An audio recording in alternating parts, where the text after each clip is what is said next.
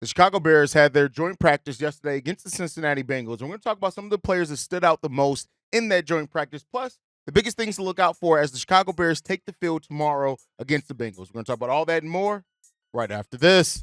You are now tuned in to Chicago Bears Central, your number one place for all Chicago Bears news and content. What's going on, Bears fans? Welcome to another episode of Chicago Bears Central, your number one spot for everything Chicago Bears related. I'm the host, Haize, but more importantly, you guys can follow the channel at Chi Bears Central on every social media platform we happen to be on. With that being said, let's go ahead and get into this content today, y'all. So I want to first off start this off by talking about the players that stood out in that joint practice.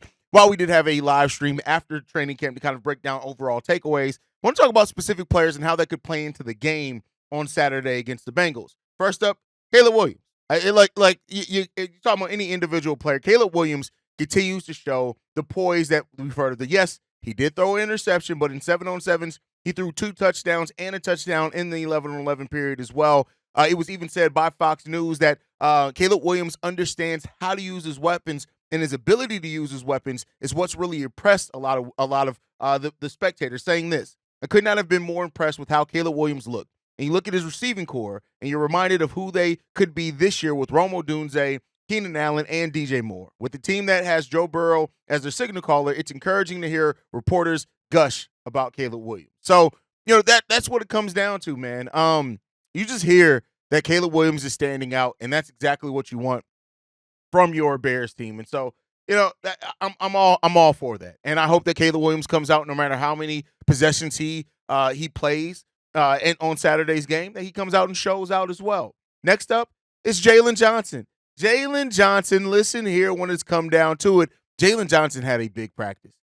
Even saying this, as far as from Catlin Sharkey from WGN, says that Burrow wasn't even looking toward Johnson's side of the field and opted to go to other targets instead. Listen, I get, and I've said this since last season, when people kept saying that, can you really call Jalen Johnson a shutdown corner if he's not getting interceptions? Yes. And that is the impact of Jalen Johnson. And listen, we already talked about it. Jalen Johnson is motivated this season. And a motivated Jalen Johnson after being left off the NFL top 100 list, that's a dangerous guy to be. And so, we've always talked about the completion percentage when people pass towards Jalen Johnson, the QB rating of quarterbacks who pass to the direction of Jalen Johnson. Jalen Johnson is out to stomp on heads this season, and he's out to make a point. And a Jalen Johnson that makes a point, man, that's going to be big. And then lastly, despite yesterday and me talking about a Bleacher Report article in which they said that Kevin Byard could be one of the more, one of the free agent busts by the Chicago Bears, apparently Kevin Byard had a big practice yesterday in that joint practice when it came down to it. So, hey, listen, Kevin Byard picking off Joe Burrow yesterday on the right side of the field. Listen, Kevin Byard is here, and he's going to be trying to make an impact for this Bears team. And the pairing of him and Jaquan Brisker, how that pays off for the Bears next season, that's going to be the telling factor and point of that. And I think they're going to be a really nice 1-2 punch in that safety rotation there for the Chicago Bears. And yeah, I've said it. I still think the Bears need to go after a young safety this upcoming offseason to start getting a safety to pair with Jaquan Brisker long term. But Kevin Byard, in the 2-year contract that he signed here, he's going to be looking to make an impact. And he's going to be looking to show and prove everybody wrong who has now started sharing some doubt about him and his ability. So those are the players that stood out the most according to reports, things like that. But let's go into what to look out for in Saturday's game against the Cincinnati Bengals. And the first thing that I'm going to be looking at, one of the things that I have personally been critiquing the hardest, is the offensive line, right? And I've said it. I've been surprised by that offensive line. And that was the starting offensive line that was missing Nate Davis. Nate Davis, who has now practiced 3 days in a row, which I know it's like, should we really be celebrating a pro practicing 3 days in a row? But this offensive line, when you look at through the 2 preseason games so far, has not nearly been a big of concern as people have said. Now, that's a mixture of a few things. The Bears are a quicker team. They're making decisions quicker, which means that they have to hold their blocks longer. Caleb Williams also has moved around the pocket and shown a very good poise in that, so that helps them look better as well. But overall, this offensive line has not been as disappointing as what I had worried it was going to be coming into this season, and so we want to see the continued growth from that. And now we're starting to get that continuity from what our projected starting offensive line is going to be. Coleman Shelton has firmly planted himself in there as the starting center through his play so far. Ryan Bates has been out injured. So, if it's not broken, don't fix it. If he continues to have this continuity with these players, leave him in there as a starting center until maybe you have some concerns. So I think now that we're getting everybody healthy at the right time, that's one of the big things to look out for in this game, and how that offense overall continues to play how they look in the game against the Bills. Right, we saw some really good things. Saw a little bit of everything: our ability to run the ball, Caleb Williams' ability to pass the ball down the field in the mid range, make plays with his legs, and so I want to see overall how that offense continues to look. Right, and one of the questions that a lot of people have been asking is that the reports of the Bears offense struggling, has it just been because of how good the Bears defense is?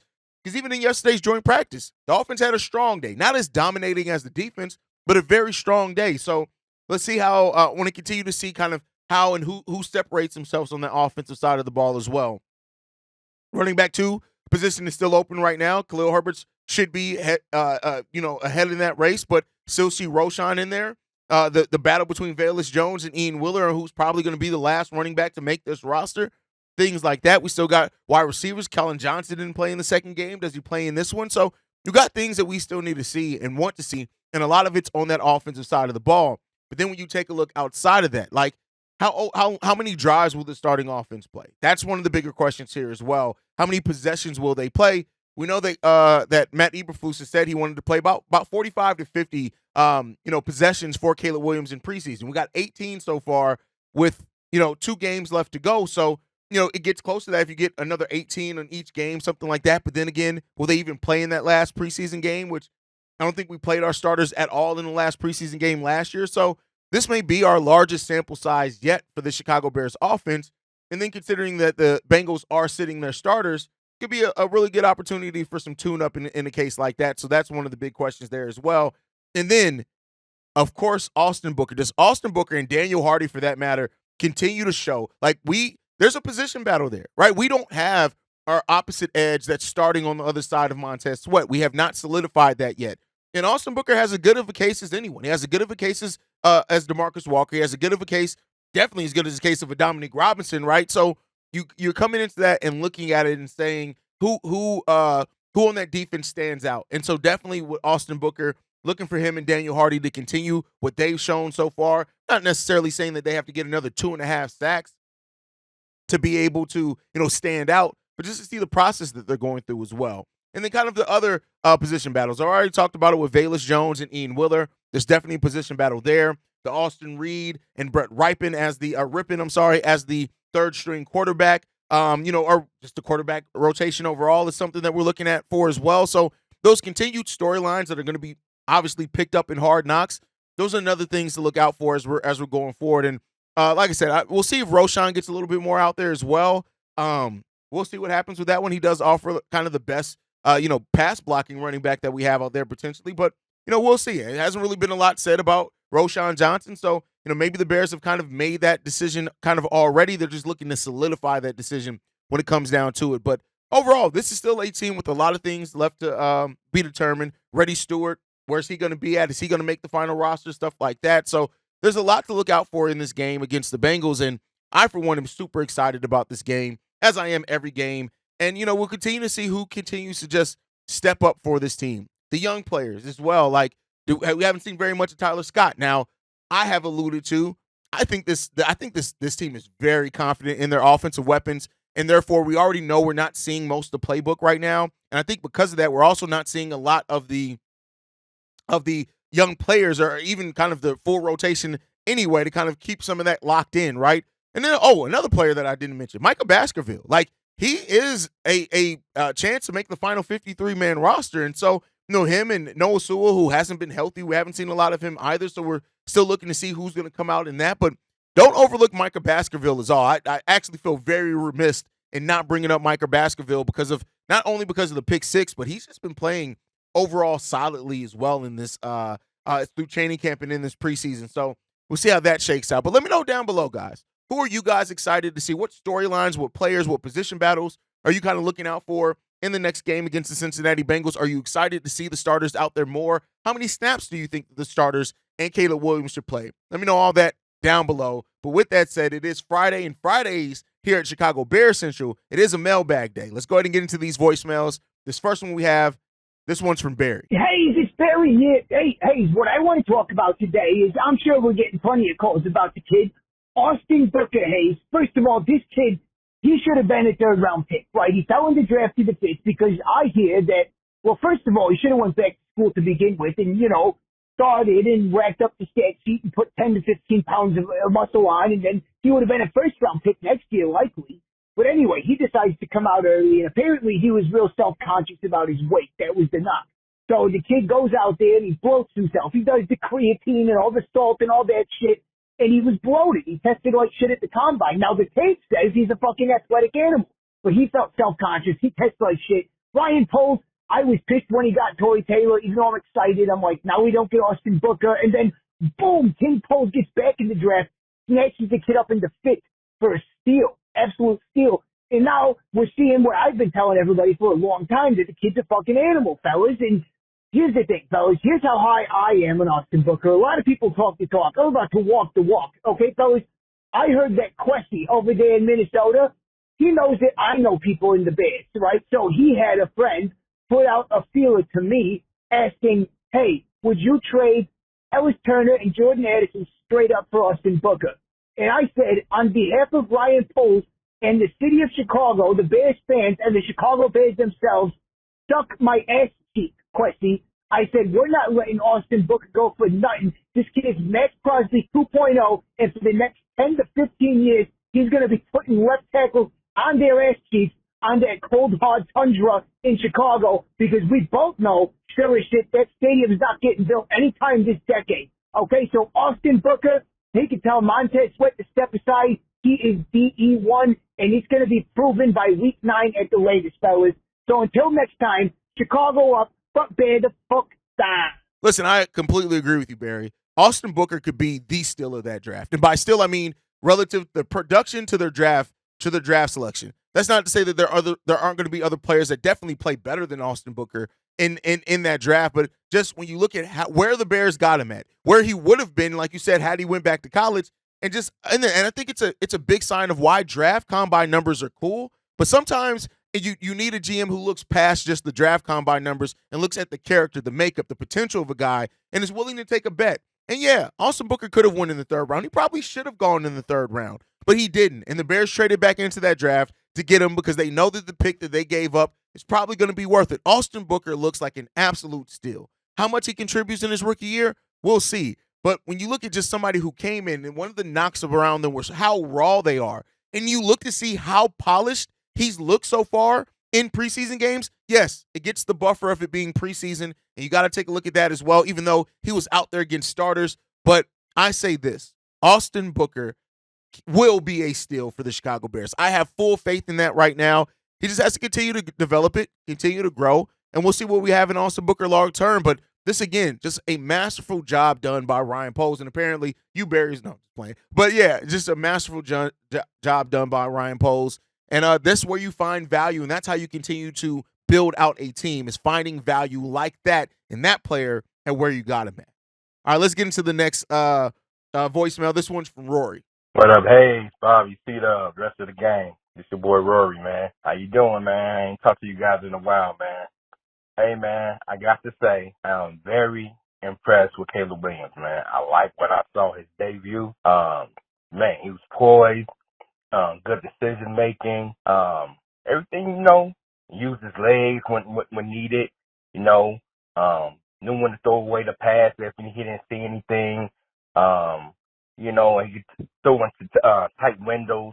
I mean, he was just doing it all, man. And that off the back foot throw, the Cole Kmet. Oh my God, this boy, hey, he's showing out already. And this is just a vanilla offense that's running right now. They ain't even broke out the playbook. You know what I'm saying? All the plays. Oh my God. And Shane Waldron got him on the move, rolling out. RPOs, I'm like, man. So this is just like a little taste of what we're going to see, man. I am very happy to see that. And I just want to say this, man. I don't know when we're going to play Pittsburgh, you know what I'm saying? But I want to say this. That game is going to be a game to see. It's going to be a game that people are going to be talking about. I mean, all Bears fans going to be watching that game with anticipation because you think about it. gonna have something to prove, and also Justin Fields gonna have something to prove. I ain't trying to bring Justin Fields back up, but I'm just telling you that's gonna be a game to watch though, because Justin Fields, you don't think he has a chip on his shoulder, or he has something to prove? You don't think he's salty about how the Bears did him? So he gonna have that. That's gonna be like a revenge game for him. Well, at least he's gonna try against that defense. You know what I'm saying? So Justin gonna know his point of view is gonna be like, hey, y'all let me go. I'm gonna show y'all the reason. No, hey, y'all shouldn't have let me go. You know what I'm saying? Y'all shouldn't have done me like that. You know. But Caleb's gonna be on the other hand proving like, hey boy, hey, I'm the very reason why they let you go. You know, I'm the future of the Bears. I'm gonna take them to the promised land. So that's gonna be a shootout between them two. You know what I'm saying? You have a rookie quarterback in Caleb Williams and Justin Fields, already, been in the league for a little bit, that's talented, that can run and everything. But we're going to see how he's going to do against this defense. Like I said, we've seen what he can do to defenses and everything. But, hey, man, Caleb is doing his thing. He's looking good. He's going to get better. So, like I said, watch out for that game. That's going to be a hell of a game to watch between Caleb Williams and Justin Fields. So, man, let me know what y'all think, man. But I'm really excited about what I see with this kid, man. And, hey, the best is yet to come, man. So, hey, Chicago up and bear down. Listen, I think a lot of people are impressed by Caleb Williams. I think you still have your naysayers, and you're still going to have your people who are pessimistic until they see it done in live regular season games for an extended period of time. And I can't knock those guys, right? Like, you can either be more optimistic, you can be more pessimistic. I can't knock any Bears fan who's pessimistic considering what we've seen here the last few years, right?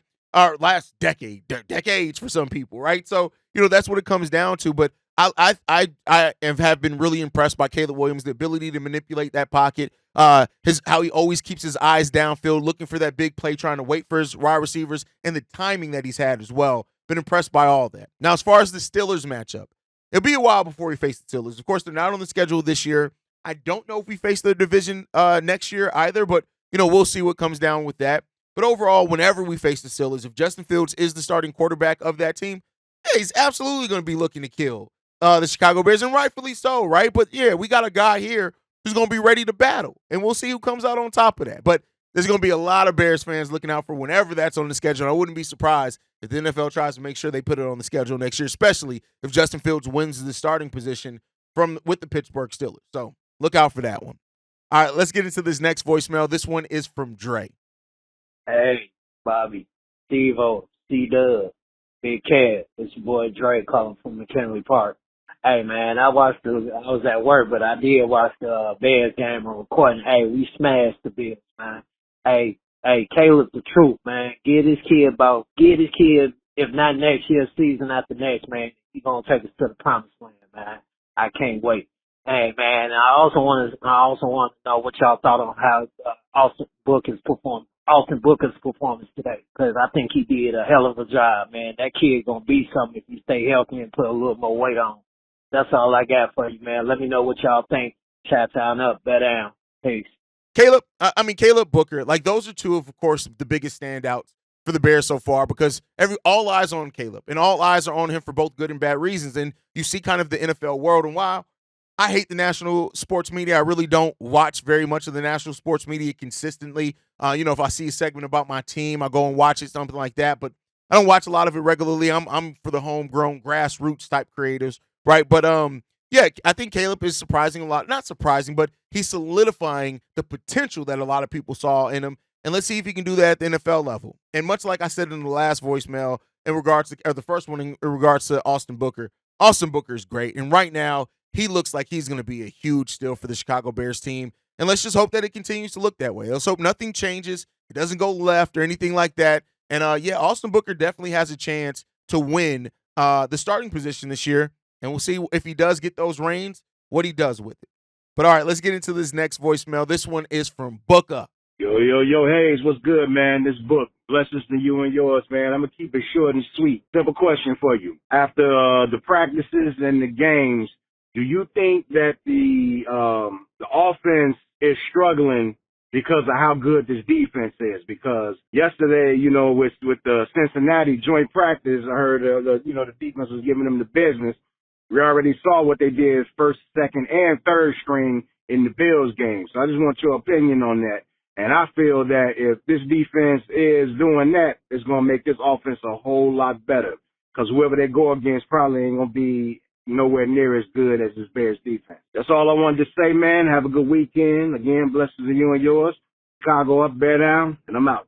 You know, I alluded to that at the beginning. Is the Bears was the rumors that we heard of the reports, because it wasn't really rumors, it was reports of the Bears struggling in training camp. How much of that was due to just how good this defense is? Because yeah, I agree with you. Hearing how they managed against a different team's defense in the Cincinnati Bengals and how well the Bears defense still dominated the Bengals offense. Yeah, I mean, and that is good for the development of not only Caleb but the team overall, right? If you're going up against one of the best defenses every single day in practice, yeah, when you see some inferior opponents, it's like, hey, not to say that you should look at it like it's light work, but you're prepared for it because of how you've prepared. And it goes back to what Rome Odunze said kind of in Hard Knocks, right? Like, yeah, you train, you work. So that way when you see a situation, you're like, yeah, I trained for this. And that goes overall with the team coming up against a defense like the Chicago Bears defense is going to be. So, Book, I 100% agree with you, bro. This offense could have been jump-started in a way. And while I had said, like, wait until about a month into the season to really see this offense start clicking and firing on all cylinders, and I still hold out the right to wait till that, we may see that jump-started and kind of the Bears overcome that by the nature of how these practices have been competitive between the Bears offense and the Bears defense. Let's hope for that. All right, let's get into the next voicemail. This one's from Oliver. Hey, what's up, fellas? What's up, Haize? What's up, C-Dub? What's up, Bobby? It's Oliver down here from Miami. And I'm loving what I'm seeing, though, with Caleb. Yeah, I still miss Justin, but we got to move on and stand behind Caleb and stuff.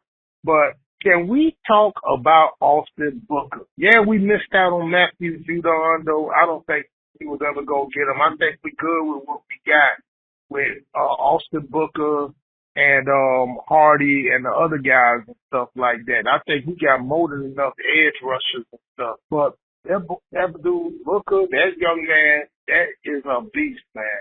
This is how I'm looking at when it comes to our front defensive line. Guys, Montez Sweat, Devon Dexter, Andrew Billings, and DeMarcus Walker. They can always switch out, though. But Booker, yeah, dude's a beast. All he got to do is just put on about 5 more pounds, he'll be all right. He'll be more than all right. He'll be straight. Man, look here. Our pass rush is top-notch. Devon Dexter looking good and everything. But, not much is being talked about offense. I mean, not about our defense, but it's been all about Caleb, about Rome, Keenan Allen, and DJ Moore. But let's go ahead. Let's get this season, man. I'm predicting a 10-11 game win. And let's grab this NFC North crown. And by the way, FGB, claws up, bear down. Peace. I mean, listen, I don't know what else to say about Austin Booker. A lot of our voicemails are about Austin Booker, and I think that goes to show that a lot of Bears fans are excited about the potential in this kid.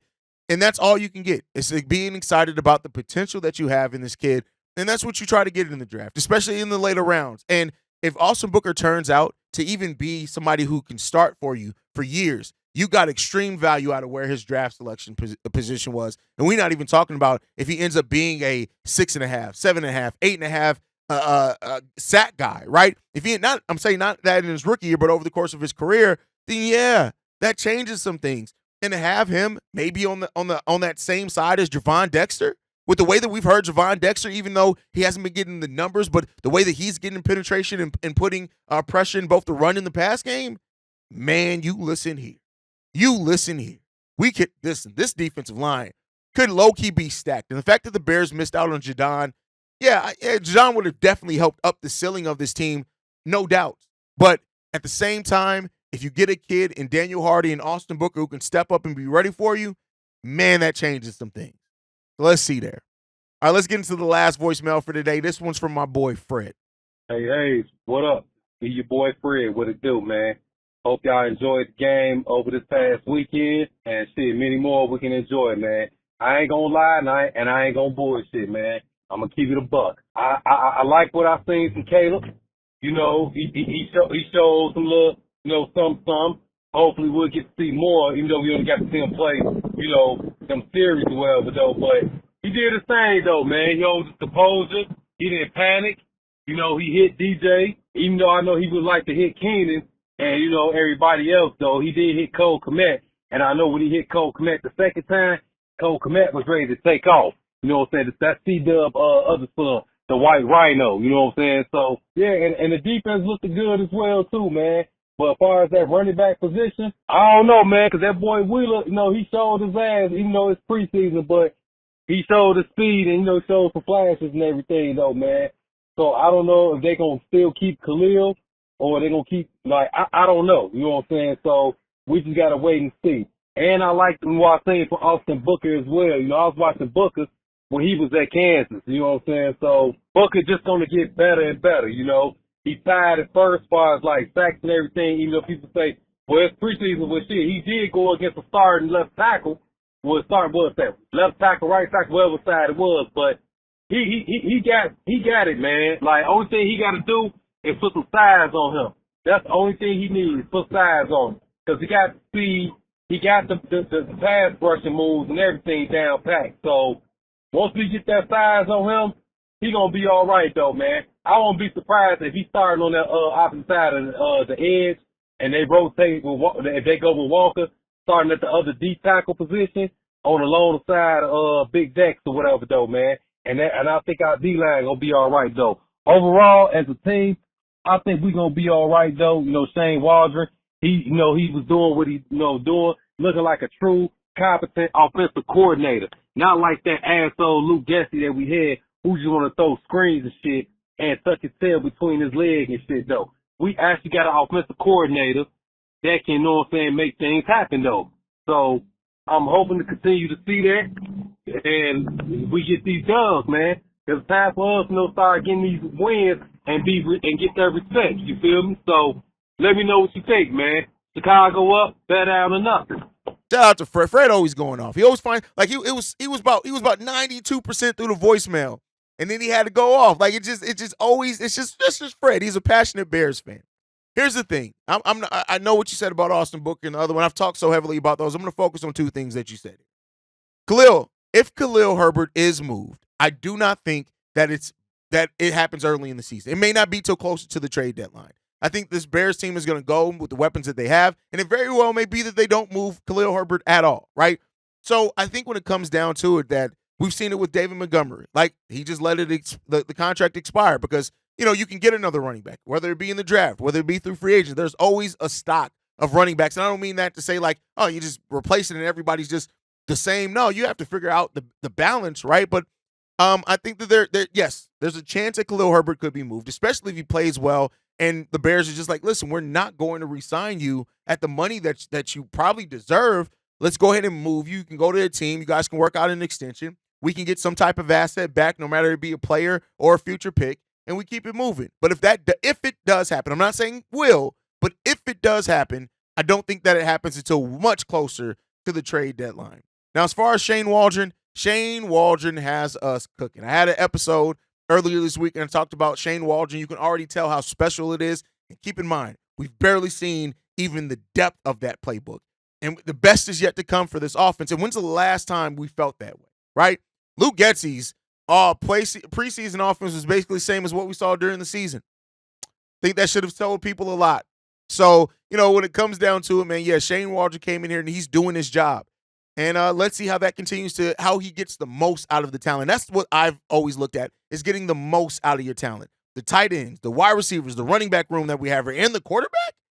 As long as the offensive line continues to look the way that it has looked so far in preseason and is closer to that than anything else, then yeah, man, this is going to be a fun season for Chicago Bears offense is all I can say. Maybe one of the most fun that we've ever seen. Let's see if that's the case, man. But, guys, thank you so much for leaving those voicemails. You guys can call in at any time. I'll tell you how to do that here in a second. Make sure you guys are following the show at Shy Bears Central. You can send us any feedback, questions, comments, concerns, ChicagoBearsCentral@gmail.com. Lastly, if you want to leave a text message and our voicemail for the mailbag, the number to do so, 773-242-9336. We are the number one spot for everything Chicago Bears related, but that's thanks to you guys. And like I like to end every episode on, Chi-Town up, but Bear down. Love you guys. Peace, y'all. This has been a presentation of the Break Media.